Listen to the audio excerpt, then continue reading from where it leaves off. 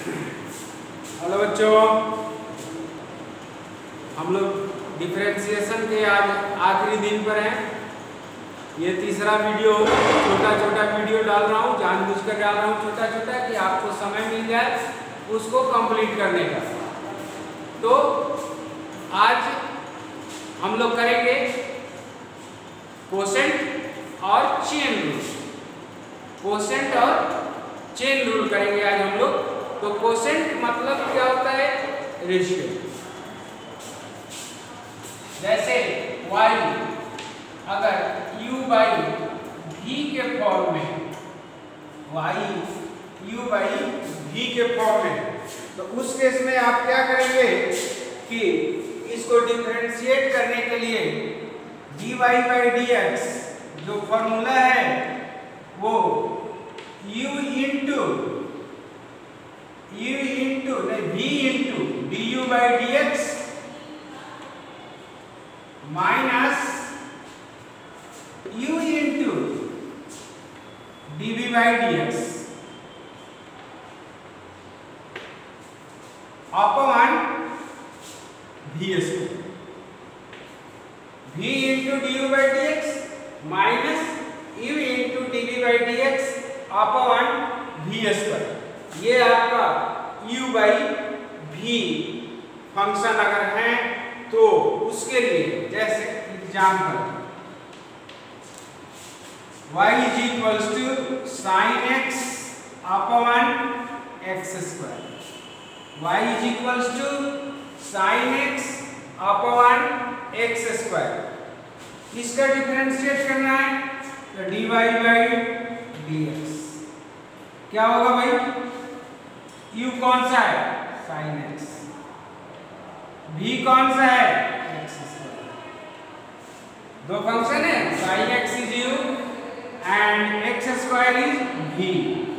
अब क्या फॉर्मूला है? v मतलब x square into sine x का डिफरेंशिएशन क्या बताया हूं? cos x माइनस u कौन सा है? साइन x, कांस्टेंट रख दिया, इंटू v का डिफरेंशिएशन कितना? 2x upon v square, v क्या है? x स्क्वायर का होल स्क्वायर। तो क्या आ जाएगा ये? dy बाई dx क्या आ गया? x square cos x minus 2x sin x upon x का पावर। ठीक है, अब उसमें से x कॉमन लेके कट जाएगा, इसके साथ तो बचेगा x cos x minus 2 sin x upon x। सही है ये? जरा देखिए, 1 मिनट का समय दिया आप लोगों को, जल्दी करिए। ठीक है, चलिए आगे बढ़ते हैं हम लोग। दूसरा example, y is equals to, function ले लिया मैंने x square upon e to the power x। अब इसका क्या होगा? dy बाई dx, u कौन सा है? ये वाला। v कौन सा है? ये वाला। फॉर्मूला क्या है? देखो, v इंटू v बोले तो e to the power x into du by dx यानी इसका डिफरेंशिएशन 2x माइनस u बोले तो x square into v e to the power x का तो बहुत आसानी से याद होगा, e to the power x divided by square e to the power x का होल स्क्वायर। क्या हो जाएगा भाई ये? देखो, x square e to the power x, तो इसमें से कॉमन निकालो e to the power x into x, बचा क्या? 2 बचा, माइनस बचा, x बचा, डिवाइडेड बाई क्या बचा? ये इंटू है e to the power x का होल स्क्वायर बचा। तो ये एक कट जाएगा, बचेगा क्या? This is equal to x into 2 minus x divided by e to the power x। लो ये हो गया। एक दो एग्जाम्पल और देख लेते हैं हम लोग।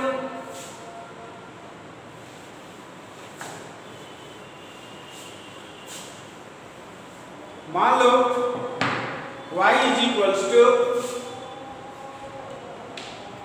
log x, log बोले तो ln x मैं लिखता हूं, ln तो समझ ही गए आप, ln x upon x square, या ट्रिगोनोमेट्रिक फंक्शन ले लेता हूं, चलो sin x। अब इसको डिफरेंशिएट करना है, क्या होगा? dy बाई dx करना है, तो ln x इज u और sin x इज v। अब क्या करना है? v into du by dx यानी sin x into ln x is 1 by x minus ln x into sin x का cos x divided by sin x का whole square कर दो। sin x upon x minus ln x into cos x divided by sin square x। अब LCM लेना चाहो तो LCM ले लो, क्या आ जाएगा? sin x minus x into ln x into cos x upon x into sin square x। ठीक है, तो ये आपका हो गया u बाई v फॉर्म। इस पर आप लोग और प्रैक्टिस कर लीजिएगा। Okay, now chain rule. अब हम लोग क्या करने जा रहे हैं? Chain rule. चेन रूल क्या करता है कि फंक्शन के अंदर फंक्शन के अंदर के फंक्शन के अंदर फंक्शन है। नहीं समझे? देखो मैं समझाता हूँ। चेन रूल क्या करता है? फंक्शन के अंदर फंक्शन के अंदर फंक्शन के अंदर फंक्शन। नहीं समझे? चलो देखो, जैसे y is equal to log of tan of root x। चलो ये ले लेते हैं हम। रूट के अंदर भी मैं ले लेता हूं x क्यूब। चलो अब करते हैं। अब देखो, हमको इसका डिफरेंशिएशन पता है, x क्यूब का डायरेक्ट हमको डिफरेंशिएशन पता है, tan का फॉर्मूला पता है, लेकिन tan x का पता है हमको, tan रूट x का नहीं है। फिर रूट x का डिफरेंशिएशन कर, तब क्या होगा? पहला फंक्शन log, उसके अंदर फंक्शन tan, उसके अंदर फंक्शन रूट, उसके अंदर function x to the power n। आपको कुछ नहीं करना है, आपको कुछ नहीं करना है, आपको बस ये लॉग देखो, इसके अंदर वाले चीज को x मान लो, जहां मैंने फर्स्ट फंक्शन के बाद वाली सारी चीज को x मान लो। तो क्या होता? अगर ये पूरा x होता तो dy बाई dx क्या होता? log x का 1 बाई x होता है, तो पूरे जो x लिख दो इसको, tan of root of x cube लिख दिया। अब इनटू कर दो दूसरे फंक्शन पर। अब इसको देख रहे हो तो इन सबको एक चीज मान लो, मतलब x मान लो। तो tan का क्या सिखाया हूं मैं? सेक स्क्वायर x, x की जगह पर क्या लिखेंगे? Root x cube. हो गया।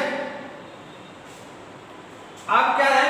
रूट है, तो रूट x क्यूब है, तो पहले इस अंदर वाले को मान लो x, तो रूट x का क्या डिफरेंशिएशन होगा? देखो, अंडर रूट x का डिफरेंशिएशन मैंने सिखाया था, x का पावर 1 बाई 2, तो हो जाएगा 1 बाई 2 इंटू एक्स का पावर माइनस 1 बाई 2, तो ये आपको आ जाएगा 1 बाई 2 रूट x आता है। तो यहाँ पर इस पूरे को आपने x क्यूब पे x माना तो क्या आ जाएगा इंटू 1/2√x³। ओके, अब x³ का डिफरेंशिएशन इंटू कर दो क्या 3x², ये नहीं बताऊंगा। तो ये चेन रूल है, समझ में आया? फंक्शन के अंदर फंक्शन चाहे जितना भी हो, आपको पहला फंक्शन से शुरू करना है, उसके अंदर वाले को x मानना है। ये पूरे का आर्गुमेंट x है, उसके जगह x डाल दिया, फिर tan लिया, उसके अंदर वाले को वैसे रहने दिया, फिर रूट लिया, उसको रूट के अंदर वाले को वैसे रहने दिया, फिर इसको लिया, वैसे रहने दिया। समझ में आया? जैसे ये एग्जाम्पल हो गया चेन रूल का। दूसरा एग्जाम्पल देखो, जैसे y sin x²। चलो, तो इसको कैसे डिफरेंशिएट करोगे? dy/dx निकालना है। अब x² का डिफरेंशिएशन तो निकाल देते, sin x का भी कर दिए, लेकिन sin x² का यानी ये भी एक फंक्शन है, ये भी एक फंक्शन है, फंक्शन के अंदर फंक्शन है, तो sin का करेंगे पहले cos, x की जगह पर क्या लिखेंगे? ये पूरी चीज लिखेंगे x² इंटू x² का क्या लिखेंगे? Differentiation 2x। हो गया, ठीक है। इसी तरह से मान लीजिए तीसरा एग्जाम्पल देखिए, y